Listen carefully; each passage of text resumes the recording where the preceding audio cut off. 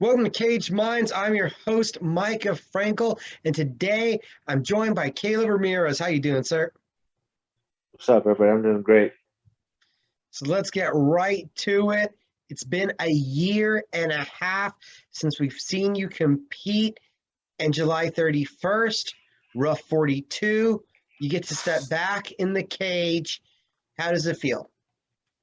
Feels tremendous, man. It's like it was a great little break to kind of give my body some time to recover from all the years of fighting, and you usually don't get that when you're a fighter. It's usually pretty, back to back if you're doing it right, But feel tremendous. I'm ready to just go and put all the new tools I've put in my tool belt to work and see what I can come up with on this one. The opponent's going to be Abdul Kamara. What do you know about him? Not much, to be honest. Like fights on YouTube, like they were just they're really old, but it's better than poking around with a sharp stick. So I know that he's a tough opponent. I know that he's going to bring his A game, which I'm excited about. I really want to challenge myself. And yeah, to be honest, I mean, I know that he can strike, and it looked like from what I saw on the internet on YouTube that he has good wrestling defense and he's exceptional on the ground. So like I'm ready to test myself. I saw that the last time he fought, it was a boxing match. Are you expecting a guy that's going to want to strike with you? Because I feel like the last couple came in with a game plan of striking to set up the takedown. Yes, I do expect him to want to strike with me. We'll see how long that lasts. Most people don't want to. Not like I'm some sort of knockout artist, but I hit like a truck, so it's like usually I pop a couple times and they're like, let's do something else. And that's not me just toot my own horn. That's people telling me that. So you know what I mean? It's opponents afterwards will talk to me about it. I think he's going to want to strike, which I'm excited about because I really want to just have an exciting fight. Jiu-jitsu wrestling, it's a lot of fun, but for the fans, everybody wants to see somebody get knocked unconscious or just get into like a dog fight, which as you've seen before, like I'm not unaccustomed to. It's like I'll fight to the death. So for me, I hope that he is going to want to strike, and I hope that if he does want to go to the ground, that we at least put on a good show and it doesn't hit a stalemate. I don't like when it gets to that point.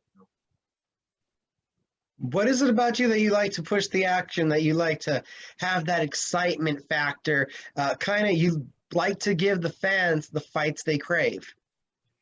Well, I like to watch fights, so if I'm fighting, I want to put on a show as if I'm watching it. Like I don't, I hate when somebody's kind of just sitting there just pumping a jab and just kind of not doing anything. I get it if you're trying to set something up, whatever, but when somebody's just kind of hitting neutral, it's like why are you in there? It's like for me, I always remind myself, like, all right, I'm in here to fucking show the world what I got. I'm in here to test myself. So it shows when you see a fighter that goes out there to really put it down.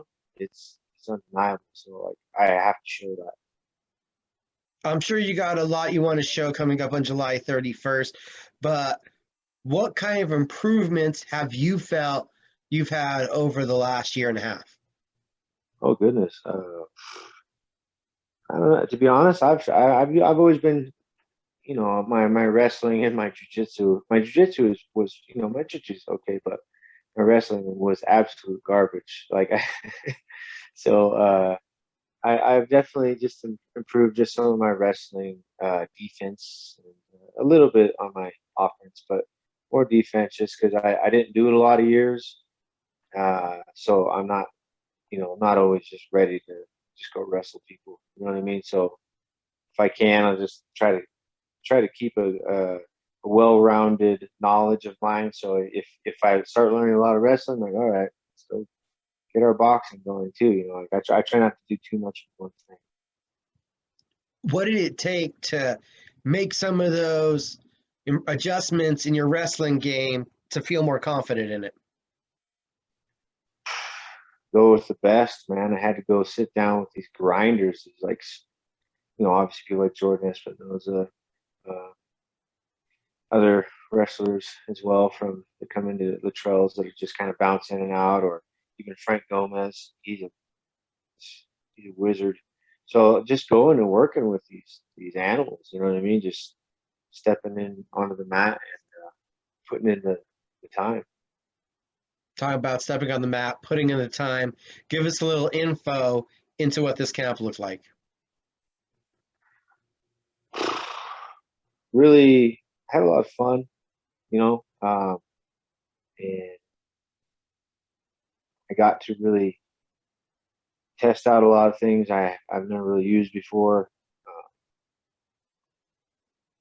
and a lot of running because I had a lot of COVID. They call it COVID baby fat, but yeah, weight's good, and it just took me a minute to get back into the swing of like being in camp. It's a different mindset when you know you got a fight coming up. Yeah, you could train 6 days a week, 4 hours a day if you want to. But if you don't have a fight coming up, your mind isn't in the same place. So for me, it was like sharpening mental tools as well as the physical tools. So it was a lot of tool sharpening. What is the mental effects of flipping that switch again after a year and a half? You've been training, as you said, improving. It's more exciting for me than it is like draining. But there are a lot of times where it gets tough, but that's life. And I think that, oh goodness, I mean, to be honest, it's a relief, you know what I mean, to be able to actually go out and fight. So for me, it's a good thing, man. It gets stressful at times, but that's why if I wasn't meant to do it, then I would just quit. You know what I mean? But it's been difficult, but exciting because I'm fought in so long. So for me, it's like it's like my prayers have been answered. Right. Gotta bet that walking away from the first fight, from the victory back at LFA, you didn't expect it was going to be a year and a half, a pandemic, and all of this before you would get a second opportunity at a pro fight. Oh no, I was ready to rock and roll. Like, you know what I mean? As soon as I got back into a healthy position after my fight, like I was ready to go again. But then like directly after that is when everything just like, you know. Now, even though everything happened, I saw that in the last year and a half, you had a really cool experience, a really cool trip, went out to Hawaii.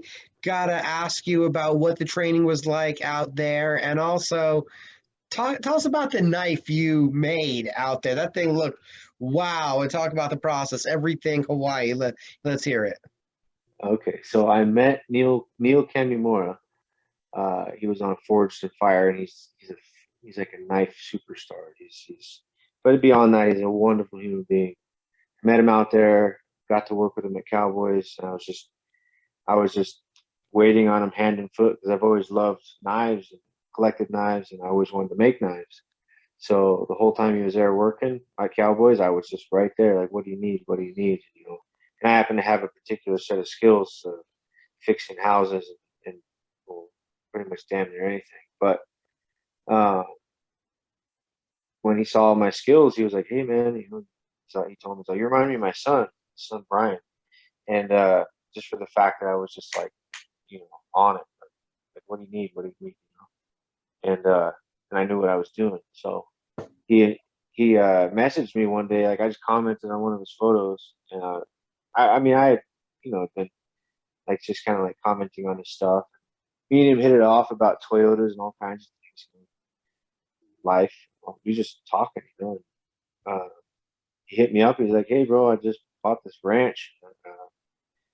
He sent me his phone number. He's like, "Give me a call," and I was like, "Oh shit, it's crazy." So I called him. Yeah, he said, "I just bought this ranch. I want to do a bunch of remodel stuff and build him a shop up here because he had a shop in town.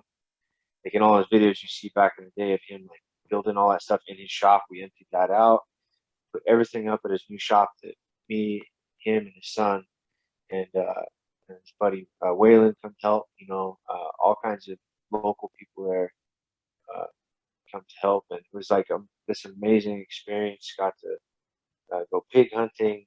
Uh, got to hang out with a lot of really influential people that influenced me in like an amazing way. Uh, had like a Hawaiian emu, they call it, a barbecue, where they put the pig under the ground and cook it and everything. Man, I was there for 3 months. It's only supposed to be there for like a month, you know what I mean? And then it just kept dragging on in a good way.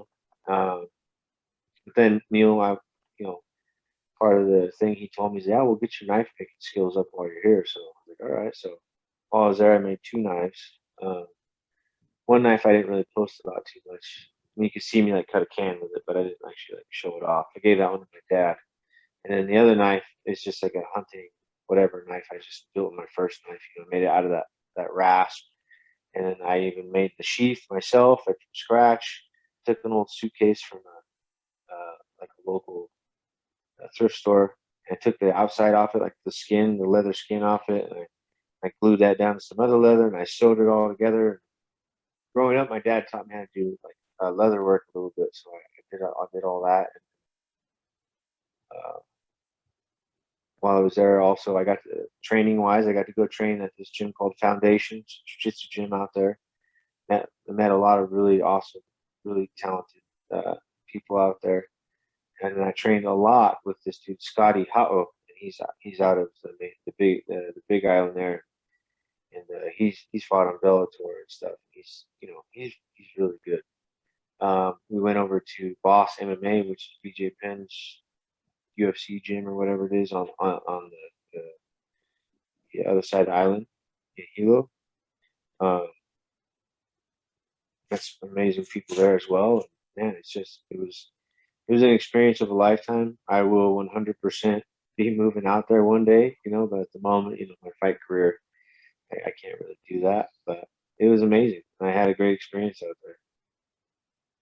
Dude, that sounds awesome. From training to knife making, expanded horizons, friendships. I know that's all stuff that you're big on. Oh, absolutely. They're all family to me. They treat me like I just like as soon as I got there, it was like just like an overwhelming feel of comfort. Like they just like, oh shit, I've never been to Hawaii before. It's gonna be cool. Like kind of nerve wracking. You're like, what to expect? Just like right away, just right into everything. Just everybody's super friendly and inviting. Like no matter where you went, just amazing people. Dude, so much positivity, all that great stuff. You get back here, you got a fight coming up. What's the expectations for July 31st? The expectations is to dominate and just finish my opponent. I don't want to undermine his skill set, but that's mine coming in. So I hope he has the same. So we go out there and just fight to the death. Um, and that's just always my mindset. I don't really like. I always hope that somebody comes with like solid mental strength, tenacity, and they just want to come out and put on a great show because we both train hard. We both put in the hours and the work and all this stuff. So the my objective is hopefully what his is. Go out there and just put in work and put on a show and just have as much fun as possible. Calob Ramirez, it's good to see you back. Thank you for the time, sir. Thank you, bro.